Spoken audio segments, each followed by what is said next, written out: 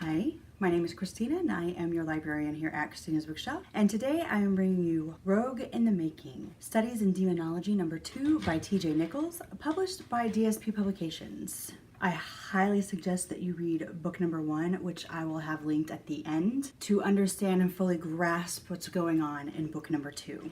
We have Angus and Saka once again.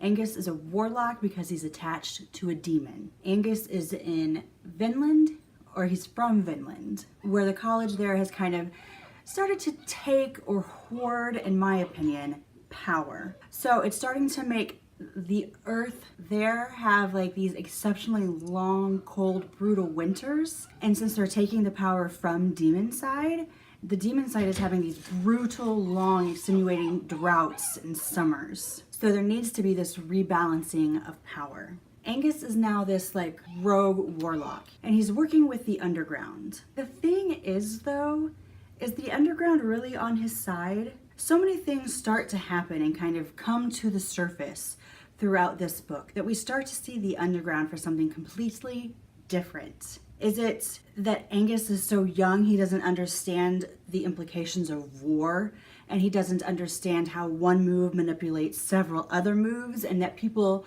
can see the strategies and the game that's coming out to play, as his mind is only focusing on the short term versus the people that are at the helm are focusing on long term? Or can Angus actually see what's happening and the underground has gone rogue and is really just wanting to usurp the college? It's kind of a battle as to what is really going on. We also have this huge sacrifice that has taken place on Demonside to make it rain. All revolves around blood magic. And it's the spilling of human blood. And it's something that Saka, being head mage of his tribe, has to take place in. And so we have this unbalancement for a while between Saka and his warlock Angus, and then trying to rebalance, and Saka dealing with his feelings towards Angus. And then Angus has a human that he's trying to deal with his feelings for in Vinland, Terrence.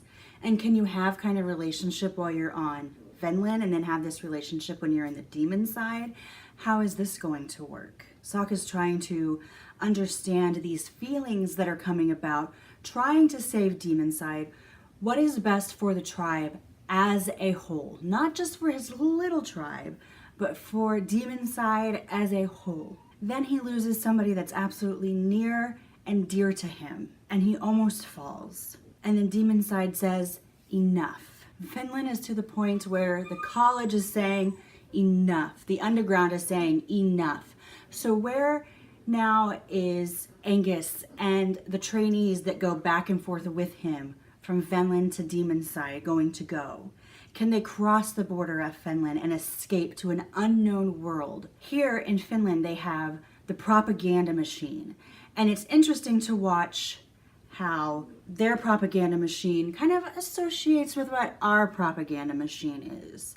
And it's Finland is the best, Finland is number one, look at these other nations, they're horrible, this is what they're doing to us. While at the time, we know that it's Finland and the college that is taking and hoarding and storing all of this magic, making the world like come into this second ice age. But Finland is saying it's not us, it's them. And there's no other way to get news sources unless you know how. But to know how, you really need to be in the underground. So most citizens that are out there starving, crops are dying, nothing's growing, are only hearing what the propaganda machine is telling you. So you just get bits and pieces of reality. And then Angus takes that back to Saka, and they have to kind of, with the clues and what they know and what Saka's heard from other demons, from their warlocks. And it's just this, we're piecing together the mystery of the world, what is happening, and how do we heal it? How do we rebalance the magic so everyone doesn't die? It's so freaking good. I waited over a year for the second book. The first one I thought was fabulous. The second one, just as good. My only complaint, and I will be dropping it down a half a star for this, is that every chapter and this is not what I'm dropping a half a star for. Every chapter it switches points of view. So you go from Saka to Angus, Saka to Angus. I love dual points of view. It's one of my favorite, like multiple points of view, dual points of view. I love stories that are in more than one point of view. What I don't like is that we'll be talking about something important and then the next time it's like that important thing has passed. Time has passed. And sometimes we never go back to what we were just talking about or what we were thinking about. And issues don't seem to be all the way resolved. But I don't know if they're going to get resolved in the next book or if it's something that is just never thought of again. And to me, it was kind of troublesome. I get that we are going to get a third and final book and some things could happen in that one. But to have the passing of time and we don't know how much time has passed. And the time on Vinland is different than the time in Demonside. So when we have Angus on Vinland talking about time, it's going to be different than Saka living the time in Demonside.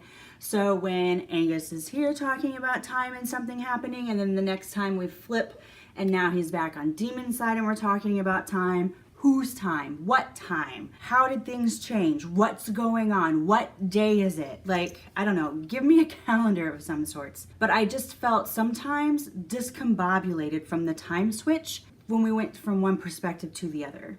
Other than that, I really enjoyed the story. I enjoyed the heroics and the thought process. And Angus being looked at kind of like a leader.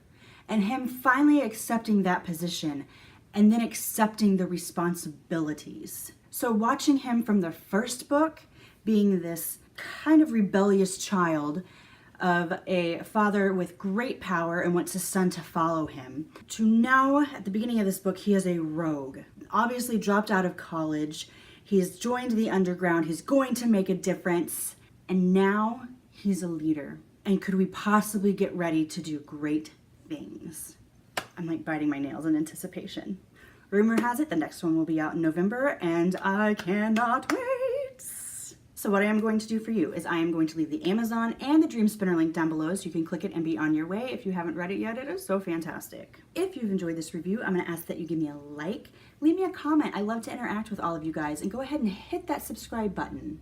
I am recovering from surgery number 2 this year, so I honestly don't know when new content will come out, and that is the magic of the subscribe button, is that you will get a notification when I have something new for you. If you like me and think this chick's pretty awesome, down below I'm going to leave stalker links aplenty.